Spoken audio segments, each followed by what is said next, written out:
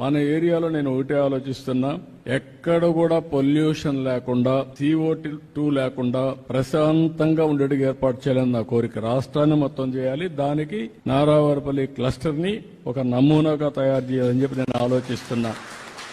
దీంట్లో రెండోది కూడా మీరు ఒకసారి గుర్తుపెట్టుకోవాల్సింది ఏంటంటే, దగ్గర నేచురల్ ఫార్మింగ్ కూడా వెళ్ళిపోవాలి. ఇప్పుడు నేను చూశాను, ఇక్కడ ప్రకృతి సేద్యం అన్ని విధాల ఆదాయాన్ని వస్తుంది. ఇప్పుడు మనం ఒక స్టేజ్కి రీచ్ అయ్యాం. నేనే ప్రారంభించాను. దేశంలోనే ప్రపంచంలోనే నేచురల్ ఫార్మింగ్ అనేది ఎక్కడ కూడా మందులు కొట్టకుండా వ్యవసాయం చేయడం. దీనికి ఎప్పుడో నేను శ్రీకారం చుట్టాను. 5 ఏళ్లు గ్యాప్ వచ్చింది, బట్ దాన్ని ఎవరు చంపలేకపోయారు.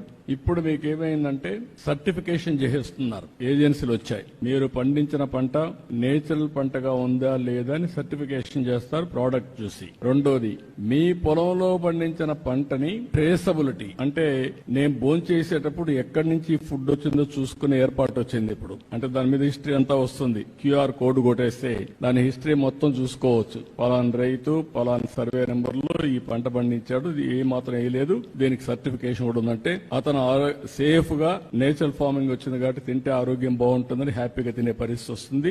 Lot of demand. ప్రపంచమంతా కూడా ప్రకృతి సేద్యం వైపు మొగ్గు చూపుతున్నారు. దానికి కూడా శ్రీకారం చుడుతున్నాం.